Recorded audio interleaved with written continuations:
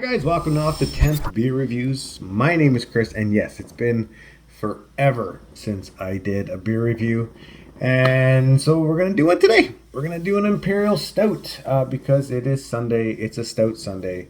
It's a weekend of Family Day here in Ontario. I just shoveled the driveway for the third time, and I thought to myself, you know what? I deserve a big stout, and I deserve a big boy. So this one is coming in from Amsterdam Brewing. This is the 2024 Double Tempest. Greg, the beer burglar, the man with the plan, the guy that, is his own kind of character, I guess.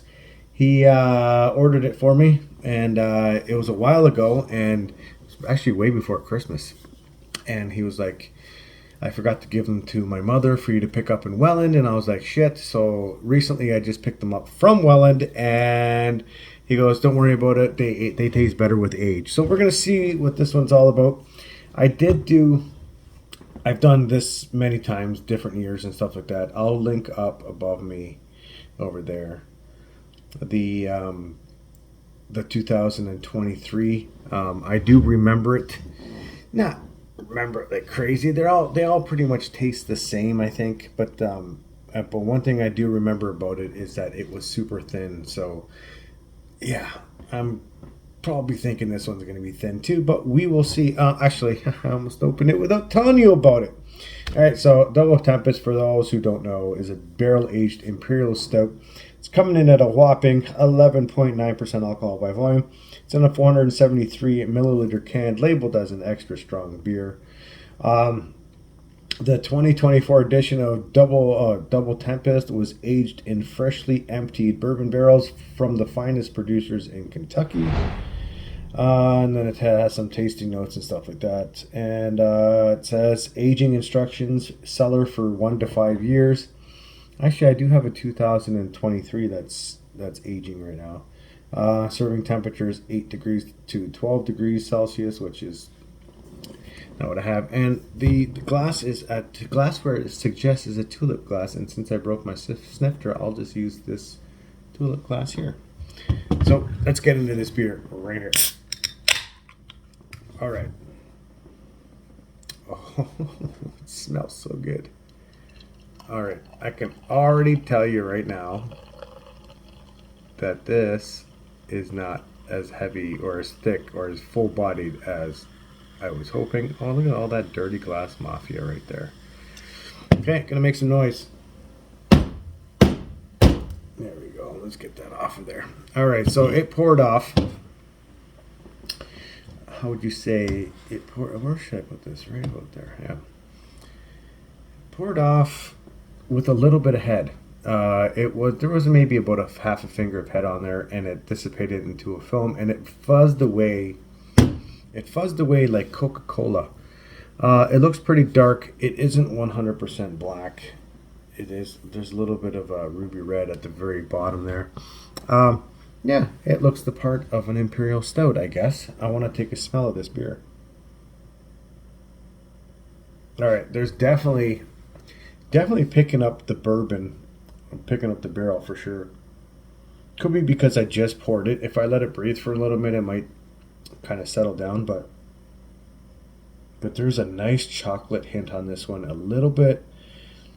I know it said it on the can, but usually I pick up a little bit of a dark cherry on this one, and this is what I'm picking up a tiny bit of a cherry scent to it as well. And all the roasty toastiness that comes in with a stout. It smells fantastic. It looks fantastic, and I want to drink this beer. Cheers. Let's try it.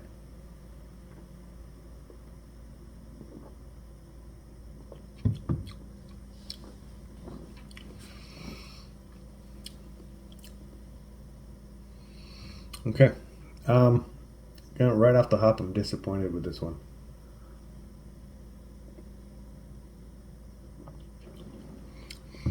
We'll talk about the body mouthfeel on this one. Like the 2023 and many other previous versions of this beer, it is thin. It is really, really thin. This is like maybe in the middle of medium. Like, it's, you would think that for a big 11.9% alcohol imperial stout, this would have a bigger body. It doesn't, and it disappoints. And it's unfortunate that Amsterdam cannot get their shit together and beef up the body on this beer. Now, there's different reasons why the body would be really thin.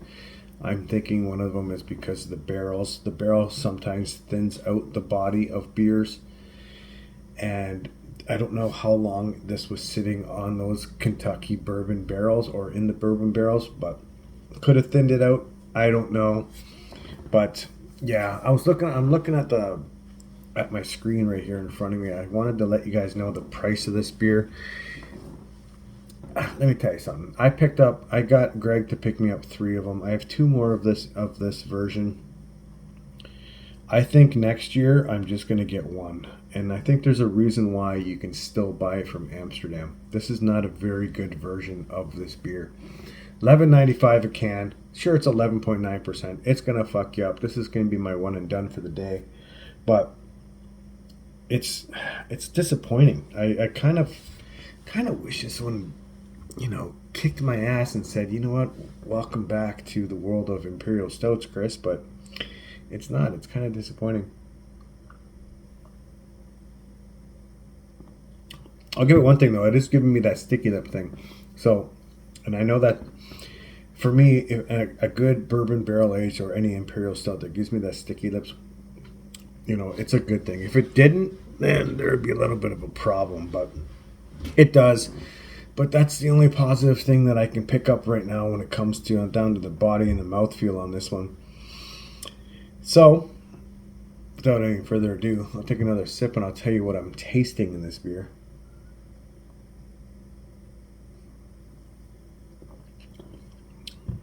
All right. On the nose, I was picking up a big chocolate on there, a little bit of dark cherry, roasty toastiness, and a little bit of the barrel.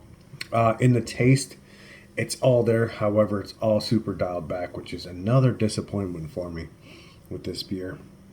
I'm going to picking up a little bit of the barrel. A little bit of that bourbon is coming through on this one. It's not giving me any alcohol astringency going down my throat or anything. It is giving me a chest warming, which I can appreciate it being 11.9%. And I just, like I said, shoveled the jaw every 3 times, so I'm kind of cold, and it's actually nice that it's warming me up.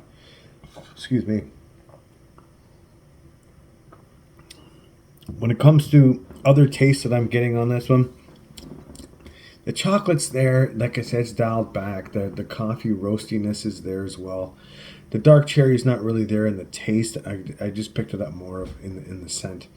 There is a little bit of a nuttiness to this, I think. A little bit of a nuttiness to this one and a little bit of a dried fruit. I'm maybe thinking dates or maybe even like a raisin or something like that that's coming through on the taste. You know what? It's okay, but is it worth the $12 a can? No, it's not, unfortunately. And you know what? At $12 a can, I don't think I'm going to buy more than one of these next year, just so I can review it. I mean, if it knocks my socks off and it's fantastic and it's got a huge body, then I'll try to pick up some more. But I got a feeling that if it does have a huge body and it just knocks everyone's socks off, this one's going to sell it real fast. That's why this is still available on the Amsterdam website, which is, quite surprising because this used to be one of those sought after beers, and now that it's still available right now, it's really kind of shocking. People have gotten probably past it. Maybe there's other reviews on this beer that people are just like, yeah, stay away from it. Don't waste your money. But you got to do it every year, I guess. It's one of those ones, right? I don't know. I think I'm starting to think that once as soon as they started going into the cans, maybe they should go back to the bottle. Maybe the bottle doesn't thin it out. I don't know. Who the fuck knows? Anyway, I got to give this beer a score. All right, so a double Tempest from Amsterdam Brewing. I'm going to give this one out of 10. You know what? I'm a fan of the Imperial Stout part of it. It tastes good. This is gonna fuck me up if I keep drinking it, like more than one of these a day or whatever. But thin body, muted taste. Sure, this you got the sticky lips on it. Good bourbon kind of taste to it as well. However, it's a miss for me. So out of 10, I'm going to give this one. This is probably the worst score I'm going to give this series anyway. Giving this one a 7 out of 10. Not a huge fan, but anyway, I'm done, and we're 10 minutes in, and I wanted to say I missed you guys, and I'm done with this review of Amsterdam Double Tempest 2024 edition. Anyway, thanks for watching, guys. I appreciate you guys more than you know, and I'll talk to you guys later. Peace out. Bye-bye.